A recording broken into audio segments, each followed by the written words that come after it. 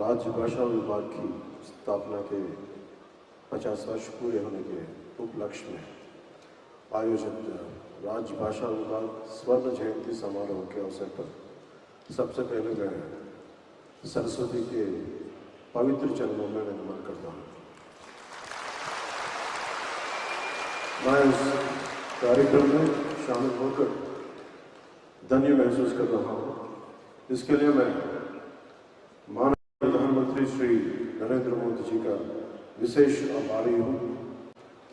उनकी हिंदी सेवा और सभी मातृभाषाओं के प्रति सम्मान भाव के लिए मैं हृदय से कृतज्ञ हूँ। मैं माननीय गृहमंत्री श्री अमित शाह जी का हार्दिक आभारी हूँ। मैं इस कार्यक्रम के मुख्य अतिथि माननीय केंद्रीय कोयला एवं खान मंत्री श्री किशन रेड्डी जी तथा राज्यसभा के उप सभापति महोदय श्री हरिवंश जी का हार्दिक स्वागत करता हूँ। मंच पर आसीन सभी गणमान्य अतिथियों, हिंदी शिक्षाविद प्रोफेसर माणिक्यांबा जी, प्रोफेसर अनंत कृष्णन जी, अंशुली आर्या जी एवं सभागार में उपस्थित सभी लोगों का हार्दिक स्वागत करता हूँ। मैं आप सभी को राजभाषा विभाग स्वर्ण जयंती समारोह की हृदय से बधाई व शुभकामनाएं देता हूँ। साथ ही मैं पूरे देशवासियों को इस हिंदी दिवस की हार्दिक शुभकामनाएं देता हूँ। हमारा भारत विविधताओं का देश है। अलग अलग संस्कृति और भाषाओं से बना है, लेकिन फिर भी हम एक हैं। और इसका सबसे बड़ा कारण है भाषा से जुड़ी हमारी एकता।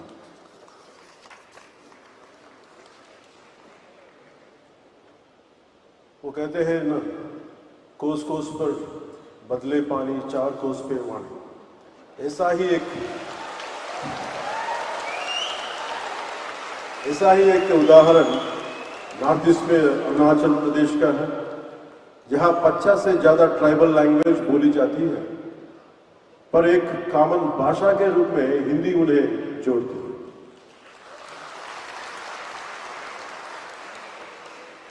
हिंदी से जुड़ा एक दिलचस्प किस्सा याद आता है। बात ब्रिटिश शासन की है। उस समय यूरोप से कुछ मिशनरी भारत आए। उन्होंने आंध्र प्रदेश के एक विद्वान गिड़गु राममूर्ति पंतलू से एक आदिवासी भाषा सीखी। नाम था सबर भाषा। फिर उसी भाषा में धार्मिक किताबों में अनुवाद किया।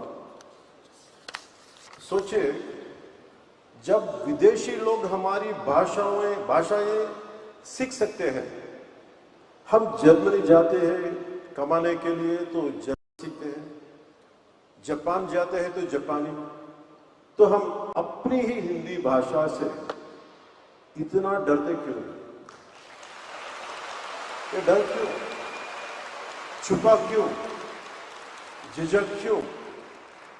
हम ये नफरत छोड़नी चाहिए, झिझक छोड़नी है। हिंदी कोई जबरदस्ती की चीज नहीं है।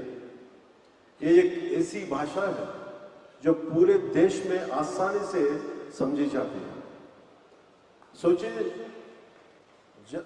जब हमें नौकरी में फायदा चाहिए होता है या सोशल मीडिया पर पॉपुलर होना है, तब हम हिंदी का खूब इस्तेमाल करते हैं। पर जब बात राजनीति की आती है तो कुछ लोग कहते हैं हिंदी जो थोपी जा रही है। अब बताइए क्यों ये सही है? हम अंग्रेजी को मॉडर्न कहकर अपना सकते हैं, करते हैं,